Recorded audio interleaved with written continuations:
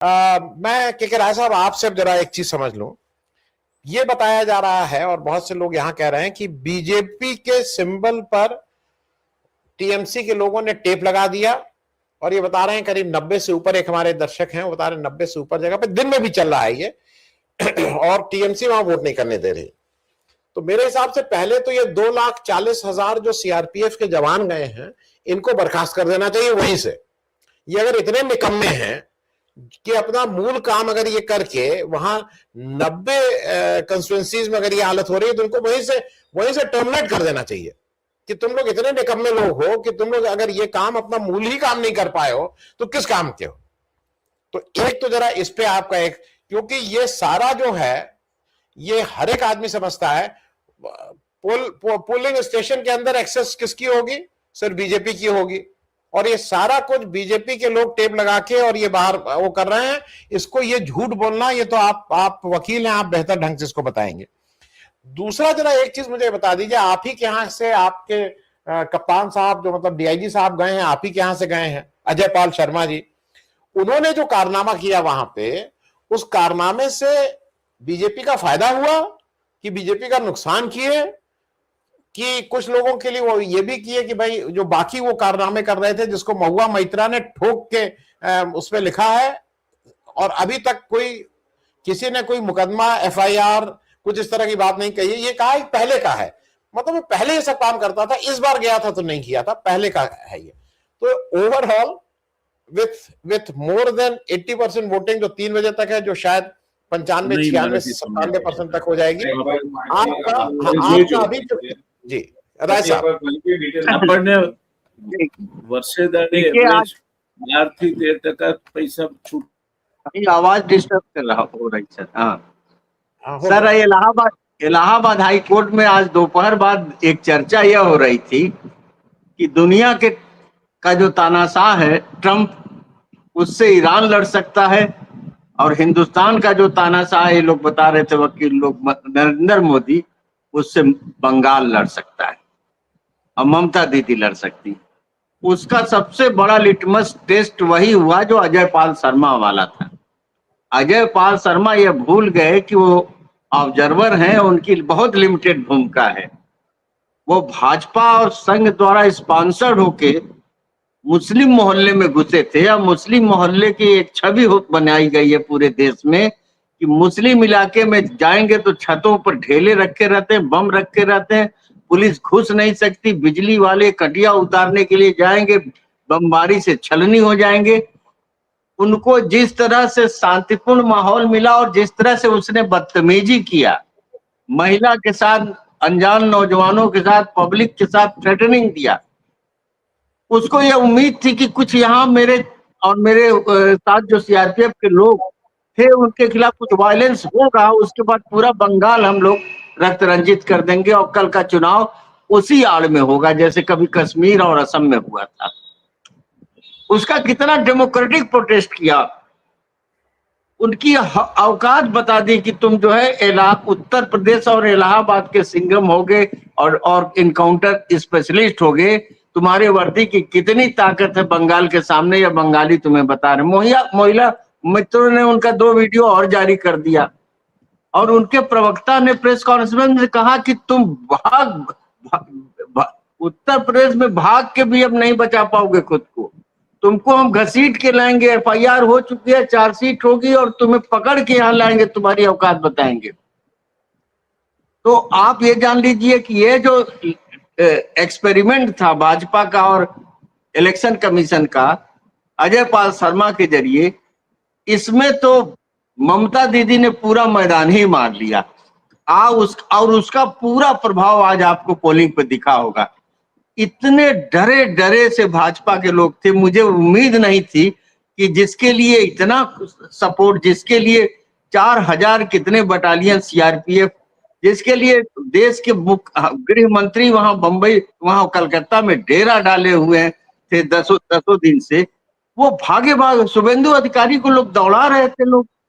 और एक क्लिप आया, एक दृश्य आपने पता नहीं देखा कि नहीं देखा, ये जो अजय पाल शर्मा जो कल बाद में रोना नहीं, बाद में पछताना नहीं बोल रहा था, वो सीआरपीएफ के डीजीपी के पीछे पीछे चल रहा था, उनकी सुरक्षा एक सवाल हो गया था।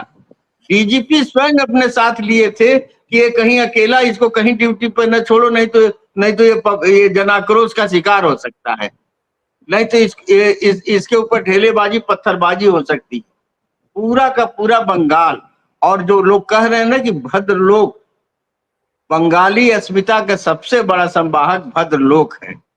भद्र लोगों के ड्राइंग रूम में, बेडरूम में, बरामदे में, क्लबों में और अपार्टमेंट के मैदानों में सबसे ज्यादा चर्चा हुई होगी कि एक ऐसा मूर्ख पार्टी है जिसके सबसे बड़े प्रदेश के मुख्यमंत्री को यह भी नहीं मालूम कि तुम मुझे खून दो मैं तुझे आजादी दूंगा। ये सुभाष बाबू ने कहा था कि स्वामी विवेकानंद ने कहा था। और जिस तरह से हिंदी में इसने गाली दिया, धमकाया है अजय पाल शर्मा ने बंगाली समाज को, वो जिनको आप मुसलमान कहते हैं वो दूसरे कल्चरली वो बंगाली होते हैं। उनकी भाषा में कहीं कुछ, जैसे हमारे यहाँ थोड़ा हो जाता है हिंदी क्षेत्र की भाषा, हिंदी मोहल्ले के मुसलमान मोहल्ले की, बंगाल में आप नहीं, बांग्लादेश में भी आप नहीं पा सकते हैं कि कोई अलग से भाषा इनकी होती है।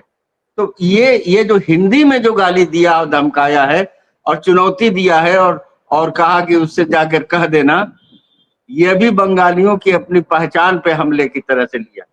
ये एक ऐसा चुनाव था कि इस चुनाव को आप बिहार और हरियाणा के चुनाव से तुलना नहीं कर सकते हैं। बंगाल को जीतने के लिए क्या नहीं किया नरेंद्र मोदी और माननीय गृह मंत्री ने।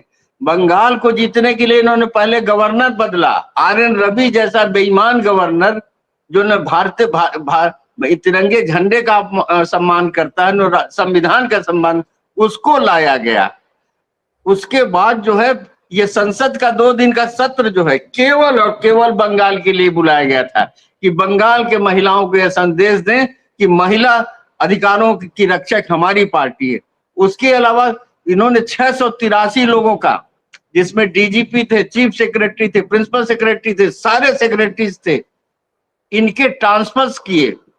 उसके अलावा अभी आपको ये जानकर बड़ा आश्चर्य होगा कि 60 लोग ऐसे थे जो बीएलओ थे, 60 लोग जो बीएलओ थे और उसमें कोई वोटर नहीं और सब के सब मुसलमान, 60 के 60 मुसलमान।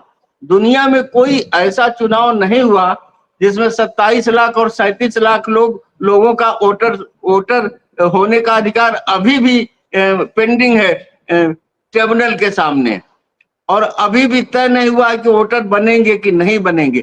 ऐसे माहौल में बंगाल का चुनाव वो जीतना चाह रहे थे। बंगाल का चुनाव जीतने के लिए इन्होंने मंगलवार को मछली खाया है, 10 रुपए का झाल मुड़ी खाया है, कैमरा लेकर और हुगली नदी में जो फोटोग्राफी किया है, कोई ऐसी कसर नहीं था जो इन्होंने बंगाल के लिए। लेकिन आप जरा से फर्स्ट फेज को तो भूल जाइए। फर्स्ट फेज में तो पिछली बार भाजपा को मजबूत माना जाता था, 59 सीट पाई थी। फर्स्ट फेज में अगर भाजपा मजबूत होती तो जगह जगह क्लैश होता। एक तरफा टीएमसी हावी थी। भाजपा के कैंडिडेट को जो पब्लिक मार रही थी, जो भाग रहा था, अगर भाजपा के पास बूथ एजेंट होता, वहां तो बूथ में बैठने वाले इनको नहीं मिल रहे थे। ये सीआरपीएफ की मदद लेना चाह रहे थे वोट डलवाने के लिए। फर्स्ट फेज जो बिल्कुल रक्तहीन हुआ, शांतिपूर्ण हुआ, उसीलिए सेकंड फेज को ये लोग चाह रहे थे कि इसमें वायलेंस बढ़ा दिया जाए, जिसके लिए अजय पाल शर्मा थे। लेकिन हम तो भाई सलाम करेंगे सीआरपीएफ के जवानों को भी कि उनको ये ट्रेनिंग दी गई है कि हमारा हथियार सीमा पे इस्तेमाल होने के लिए, हमारा हथियार हमारे जो भी हमारे हाथ में है वो इस देश के जनता पर हम इस्तेमाल करने के लिए नहीं है। नहीं तो पूरी कोशिश थी, अजय पाल शर्मा जिस तरह पेश आया था और जिस तरह से उसके काफिले को रोका गया, ये बात तो अभी चर्चा में नहीं आई कि 10,000 लोगों के हुजूम के सामने उसका काफिला पड़ गया और एक अजीब किंग कर्तव्य विमूढ़ की स्थिति आ गई।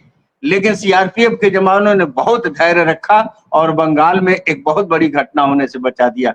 आज आपने देखा ममता दीदी किस तरह से सीढ़ी पे बैठी थी और किस तरह से शुभेंदु भाग रहा था, लोग दौड़ा रहे थे उसको भवानीपुर में, काली घाट में। किस तरह से नादिया में जगह जगह और पश्चिम दिनाजपुर में 24 परगना में टीएमसी के लोग सड़कों पे दिखाई पड़ रहे थे, भाजपा के लोग नहीं दिखाई पड़ रहे थे। वो गए कहां? क्योंकि भाजपा के लोगों का आप देखिए जरा, इसको रिकॉर्ड देख लीजिएगा कि 142 सीट जो थी 2021 में टीएमसी 121 जीती थी। 121 आउट ऑफ 142, कितना मैसिव टीएमसी को टिकट मिला था, भाजपा को 18। मैं तो थोड़ा अतिवादी हो जाता हूँ इस सब माहौल में। मुझे लग रहा है कि भाजपा 50 और 77 के बीच में सीट पाएगी। अगर ये कोई बड़ी बेईमानी इसलिए भी संभव नहीं है कि 92-94 जब पढ़ ही रहा है तो कहाँ से बढ़ाएंगे? 125% वोट तो ये बता नहीं सकते, 150% वोट तो बता नहीं सकते। और महिलाओं की, क्योंकि मेरे भी परिवार के लोग वहां, मैं सुबह हाईकोर्ट जाने के पहले उसी सब चक्कर में था, तो किसी का फोन ही नहीं उठ रहा था। सारे लोग मोबाइल घर पे रख के वोट डालने गए थे और 2-2 ढाई घंटे तक की लाइनों में खड़े रहे। तो महिलाओं ने मैसिव पोलिंग किया है, शांतिपूर्ण मतदान है। सारे प्रयास जो है भाजपा के और फोर्सेस के बिल्कुल हुआ है। और एक तरफा, मैं समझता हूं कि एक तरफा हम ये नहीं कह सकते कि हरियाणा में तो दिख रहा था विपक्ष लेकिन जीत गई भाजपा, बिहार में तो दिख रहा था विपक्ष गठबंधन और जीत गई भाजपा। बंगाल में इस तरह की पुनरावृत्ति नहीं होगी जो यहाँ हुई थी। इसके बावजूद भी कि लाखों लोगों के वोट के अधिकार अभी भी इन्होंने डकैती डाल के रोका हुआ, ये बहुत अच्छा समाचार है जो बंगाल की जनता के जनादेश से हमको 4 तारीख को मिल सकता है।